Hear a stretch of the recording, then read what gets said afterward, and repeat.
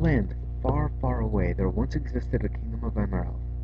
It was a kingdom that depended on the sun and metalworking, but the radiation and smog caused the people to be sick, tired, and unhealthy. The people, however, did not know the cause and turned to superstition.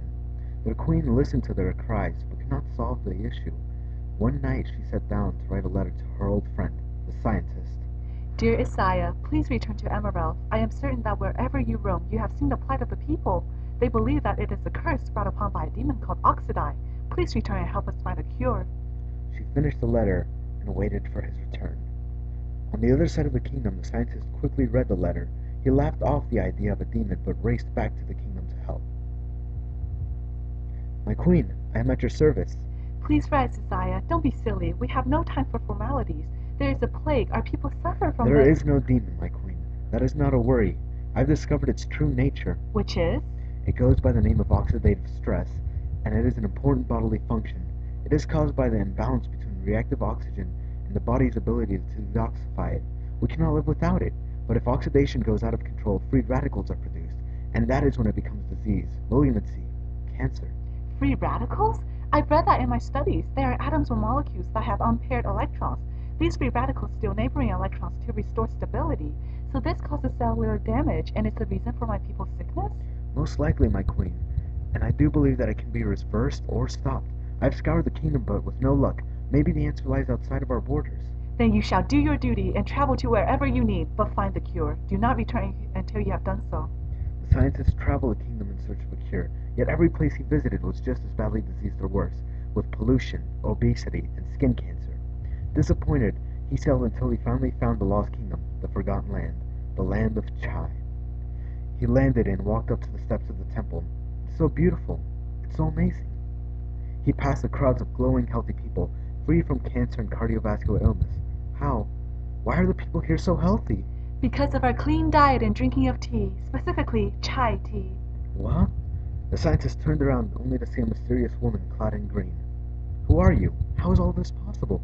You ask why we are healthy? It is because our diet is clean and rich in anti-inflammatory and oxidative foods, a big part of which is our tea.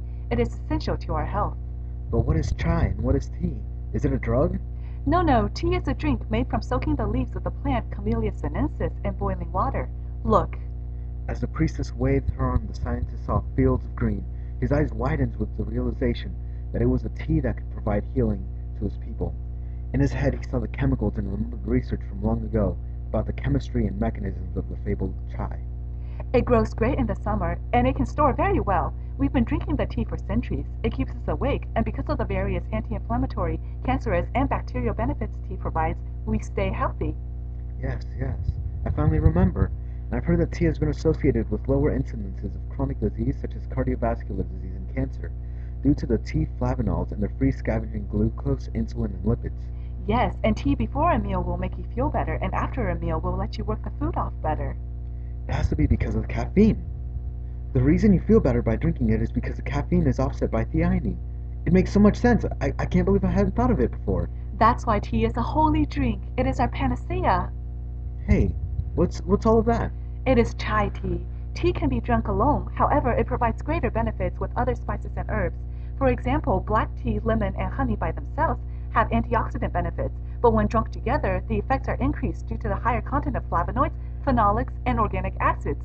Did you know that drinking tea with milk decreases the risk of the formation of kidney stones from the oxalate in tea because the calcium in milk binds it? Our order has found that the best things to drink with tea are ginger, lemon, honey, cloves, cinnamon, and milk. The mixture of everything is what really gives chai tea its lustrous feeling. That makes sense. The spices contain high levels of oleochemicals that would fight against infection and bacteria. Ginger is a wonderful root, by the way. It can lower cholesterol, be used as pain medication, and has anti-cancerous, bacterial, and inflammatory properties. It's also been used for its warming effects against the cold. Ginger improves cognitive function by enhancing the levels of epinephrine, dopamine, and serotonin in the cerebral cortex. Cinnamon, too, protects lipids and proteins against oxidation. Yes, our consumption of tea, which is by itself already a very powerful antioxidant, has health benefits that are enhanced when we drink it with other powerful spices and foods. There's such a wonderful drink. I'm sure the King of Amaranth will benefit greatly from tea, especially chai tea. May I take some plants back? By all means, it would be a pleasure to aid in Amaranth's plight. and we love for our knowledge of tea to spread. Thank you. And so, loaded with barrels upon barrels of tea, Isaiah made his way back to Amaranth. Once the queen heard of this miraculous plant, she officially decreed tea to be the national drink and encouraged everyone in her kingdom to consume this healing potion. The end.